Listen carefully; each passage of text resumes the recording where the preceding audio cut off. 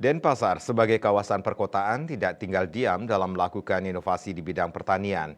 Kini, pemerintah Kota Denpasar melalui Dinas Pertanian Distan telah memiliki inovasi yakni pertanian presisi. Dalam inovasi ini, Distan menggunakan teknologi drone dilengkapi sensor yang bisa mengetahui tingkat hara tanah. Kepala Dinas Pertanian Kota Denpasar, Ana Agung Gede Bayu Brahmasta mengatakan drone sebagai alat bantu dan ada sistem sensor untuk melakukan pemetaan. Dari hasil pemetaan ini petani akan tahu unsur hara pada setiap tanah sehingga bisa melakukan pemupukan yang sesuai. Karena menurutnya jika tanah kelebihan pupuk maka akan bisa merusak unsur hara tanah itu sendiri.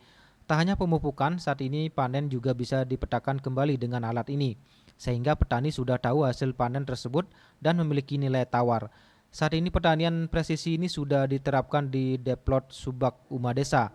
Dari penerapan sistem ini terjadi peningkatan panen hingga 1 ton per hektar lahan. Nantinya pihaknya akan memperluas cakupan penerapan sistem pertanian ini. Dengan teknologi ini juga akan berkaitan dengan amprahan pupuk sehingga setiap petani punya kebutuhan berbeda dan akurat.